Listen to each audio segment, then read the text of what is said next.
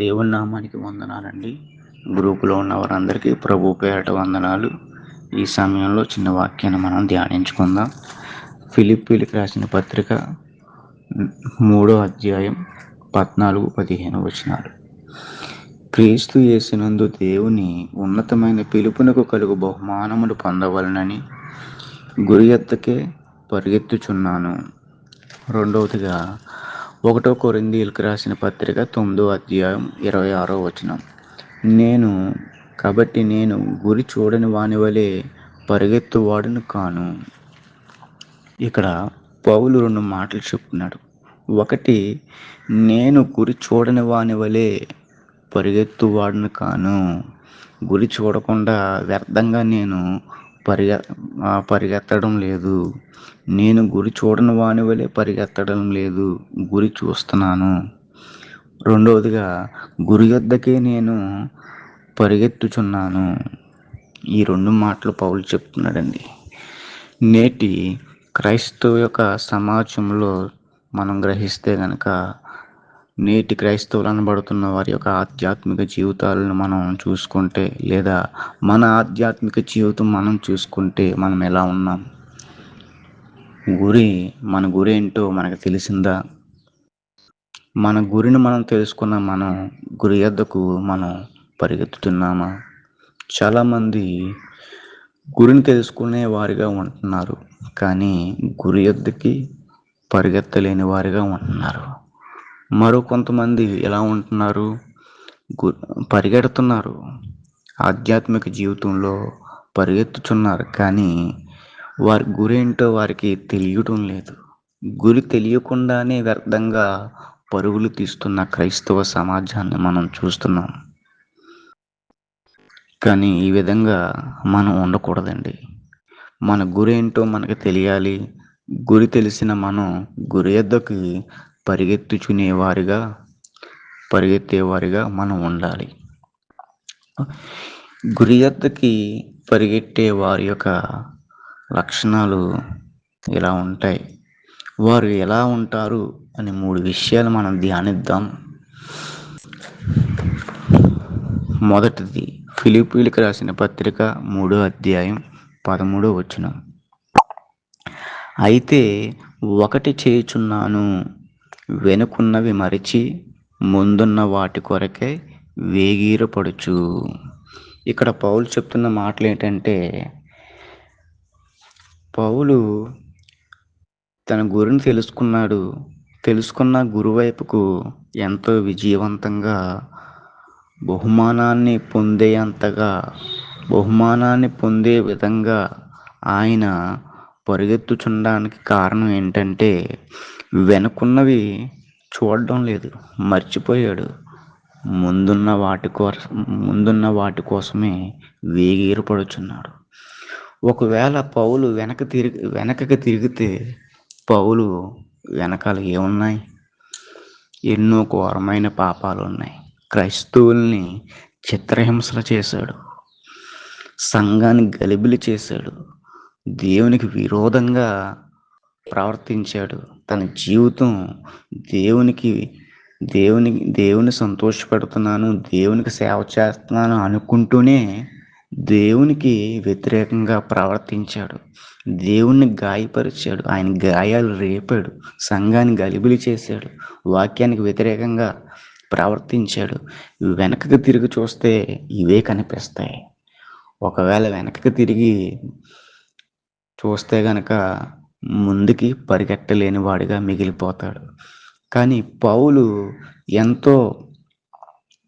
అందరికంటే ఎంతో వేగవంతమైన పరిచర్య చేస్తూ ముందున్న వాటినే చూస్తున్నాడు. గురి వద్దకే పరిగెత్తేవాడిగా ఎందుకున్నాడంటే, వెనకున్న వాటిని మరిచిపోయాడు, చూడడం లేదు.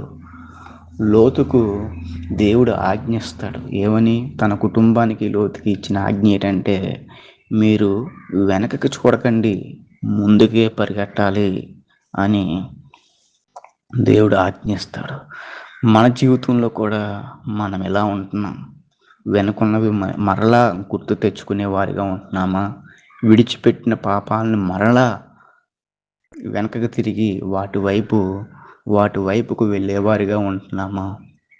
మనం ఏ స్వభావాన్నైతే విడిచిపెట్టామో, ఏ పాపపు క్రియలనైతే మనం విడిచిపెట్టామో, వాటిని మనం చేసేవారిగా ఉంటున్నామా?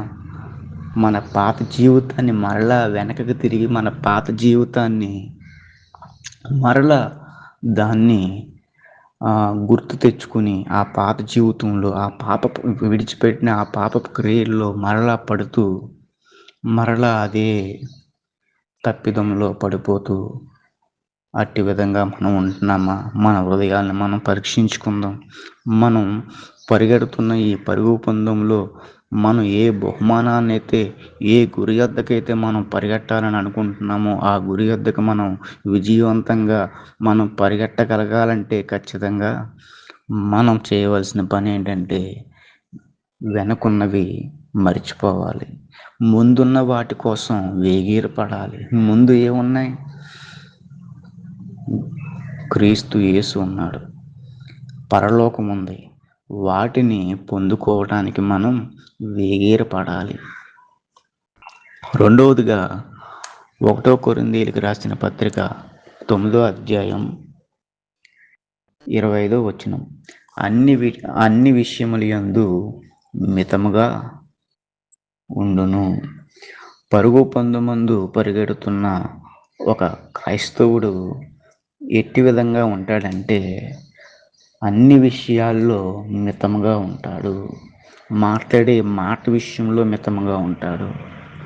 వాడు తినే ఆహారం విషయంలో మితముగా ఉంటాడు. వాడు చేస్తున్న స్నేహం విషయంలో మితముగా ఉంటాడు. అన్ని విషయాల్లో ఆధ్యాత్మికంగా ఏ విషయాలు యందు మితంగా ఉండాలో అన్ని విషయాల్లో మితంగా ఖచ్చితంగా ఉంటాడు. మన హృదయాలు మనం పరీక్షించుకుందాం. మనం మితముగా ఉంటున్నామా? మనం మాట్లాడే మాట మితంగా ఉంటుందా? ఒక్కొక్కరు మాట్లాడుతుంటే ఎలా ఉంటుందంటే ఇక నాన్ స్టాప్ అండి, అలా మాట్లాడుతూనే ఉంటారు. విస్తారమైన మాటల్లో దోషముండరాదు అని ప్రభు చెప్పాడు కదా అనే మాట కూడా వారికి గుర్తు లేనంతగా విస్తారంగా మాట్లాడుతుంటారు. మాట్లాడే మాట మితముగా ఉండాలి. మన మాట మితముగా లేకపోతే అనేక అపరాధాల్లో చిక్కుకోవాల్సిన వారుగా ఉండాల్సిందే. అనేక అపరాధాల్లో చిక్కుకుంటామండి. అనేక సమస్యల్లో చిక్కుకుంటాం. చాలామంది అనేక సమస్యల్లో లేని సమస్యలను తల మీద తెచ్చుకుంటున్నారు. కారణం మాటలు విస్తారంగా ఉంటాయి. వ్యర్థమైన మాటలు, అనవసరమైన మాటలు, ఎందుకు పనికిరాని మాటలు, ఒకరి కోసం చెడ్డగా మాట్లాడే మాటలు, ఒకరిని ఇబ్బందుల్లో చిక్కుపరిచే మాటలు, ఒకరిపై ఒకరిని ద్వేషాన్ని పురికొల్పే మాటలు, విస్తారమైన మాటలు. ఇలాంటి మాటల్లో మనం చిక్కుకుపోతున్నాం అంటే కారణం మన మాటల్లో లోపం ఉంది. విస్తారంగా మనం మాట్లాడుతున్నాం. మన మాటలు మితంగా ఉండాలి. మితంగా మాట్లాడిన మాటల యందు కూడా లోపం లేని విధంగా ఉండాలి. సో మన నోటి మాటను మనం సరిచేసుకుందాం. మనం తినే ఆహారం విషయంలో జాగ్రత్త పడదాం. చాలామంది వారి యొక్క ఆరోగ్యాల కోసం వారు ఆలోచించరండి. తినే విషయంలో మితముగా ఉండదు. విస్తారంగా ఏదైనా ఒక ఆహార పదార్థం నచ్చిందంటే విస్తారంగా తింటారండి. అందులో మితం ఉండదు. విస్తారంగా తినటం వలన ఎన్నో అనారోగ్యాలని మీదకు తెచ్చుకుంటారు. సో తినే ఆహారం విషయంలో కూడా మనం మితంగా ఉండాలి. మనం స్నేహం చేసే విషయంలో కూడా మితంగా ఉండాలి. ఆత్మీయులతో స్నేహం చేయమన్నాడు కదా అని చెప్పి ఆత్మీయులతో ఒక లిమిట్ ఉంటుంది. ఆ లిమిట్స్ కూడా మనం దాటేస్తాం. ఆత్మీయులతో ఇక్కడికి ఆత్మీయులతో స్నేహం చేయమంది ఆధ్యాత్మిక విషయాలను మనం పంచుకోవటానికి ఆత్మీయులతో స్నేహం చేయాలి. కానీ లోక సంబంధమైన వార్తలను మనం పంచుకోవటానికి ఆత్మీయులతో స్నేహం చేయకూడదండి. లోక సంబంధమైన విషయాలు పంచుకోవడానికి లోకంలో అక్కడికి ఇక్కడికి సరదాగా పార్కులకి షాపింగ్ మాల్కి తిరగటానికి ఆత్మీయులతో ఉండడం అది కాదు. ఆత్మీయులతో స్నేహం చేయమన్నది ఆత్మీయులతో దేవుని యొక్క వాక్యాన్ని పంచుకోవడం కోసం. ఆత్మీయులతో స్నేహం చేసేది దేవుని యొక్క వాక్యం పంచుకోవడం కోసం, దేవుని యొక్క ఆధ్యాత్మిక జీవితంలో మనం ఎదగటం కోసం, ప్రార్థనలో ఒకరినొకరు పురుకొల్పుకోవడం కోసం, విశ్వాస విషయంలో, నిరీక్షణ విషయంలో, ఆధ్యాత్మిక జీవితంలో ఎదగటానికి కావాల్సినవన్నీ ఆత్మీయులతో పంచుకోవటానికి, ఆత్మీయులతో స్నేహం చేయాలే కానీ ఈ లోక సంబంధమైన మాటలు పంచుకోవడానికి, లోకంలో ఆనందాన్ని అంటే అక్కడికి ఇక్కడికి తిరగటానికి కాదండి. సో మనం స్నేహం విషయంలో కూడా మితంగా ఉండాలి. అన్ని విషయాల్లో మనం మితంగా ఉండాలి. సో మూడవదిగా చూసుకుంటే 1 కొరింథీయులకు రాసిన పత్రిక 9వ అధ్యాయం 27వ వచనం.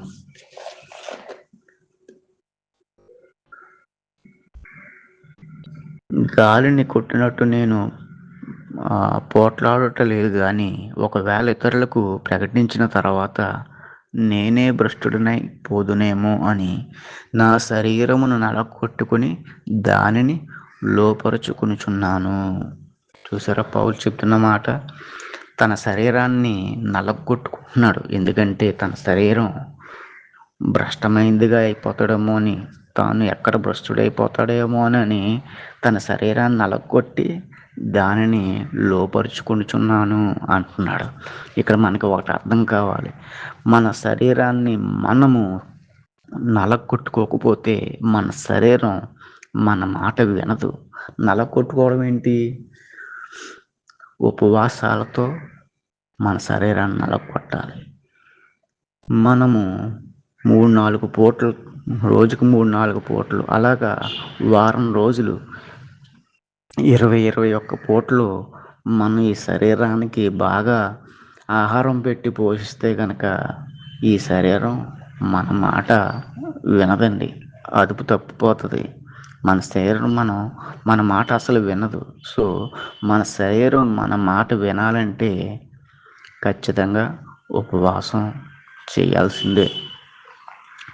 చాలామంది ఉపవాసాలు ఉండరండి. సో మనం మన శరీరాలను మనం నలగొట్టుకొని మన శరీరాలను మనం లోపరుచుకునే విధంగా ఉండాలంటే ఖచ్చితంగా మనం ఉపవాసం చేయాల్సిందే. సో ఈ 3 విషయాలు మనం ఒకసారి మనం చూసుకుందాం. వెనుకున్నవి మనం మర్చిపోవాలి, ముందున్న వాటి కోసమే వేగిరపడాలి. రెండవదిగా అన్ని విషయాల్లో మనం మితముగా ఉండాలి. మనం చేసే స్నేహం విషయంలో, మాట్లాడే మాట విషయంలో, తినే ఆహారం విషయంలో, ఇలా చూసుకుంటే అన్ని విషయాల్లో మనం మితముగా ఉండాలి.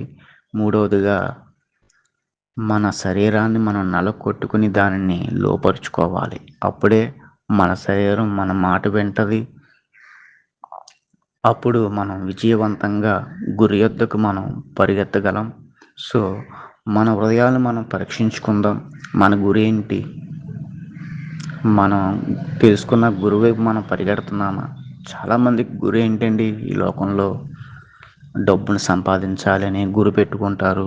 కొంతమంది ఆస్తులను సంపాదించుకొని ఇంకా అనేకమైన ఈ లోకంలో ఉండటానికి కావాల్సినవి ఇంకా సమకూర్చుకోవాలి, ఇంకా ఏదో కొనుక్కోవాలి, లేదంటే ఈ లోకంలో ఏదో సాధించాలి, ఎక్కడికో వెళ్ళాలి, ఏదో చూడాలి. కొంతమంది యవనస్తులకి గురేంటి? ఆ అమ్మాయిని ఏదో విధంగా నేను పొందుకోవాలనే గురి. యవనస్తులకి అదే గురి ఉంటుంది. చాలామందికి ఒక్కొక్క గురి అండి. కానీ మన గురేంటి? ఏదై ఉండాలి? యేసుక్రీస్తే మన గురై ఉండాలి. ఆ గురు వైపుకు, యేసుక్రీస్తు వైపుకు మనం పరిగెడుతున్నామా? ఈ క్షణంలో మన హృదయాలను మనం పరీక్షించుకుందాం, సరిచేసుకుందాం. ఈ చిన్న వాక్యాన్ని దేవుడు దీవించును గాక. ఆమేన్.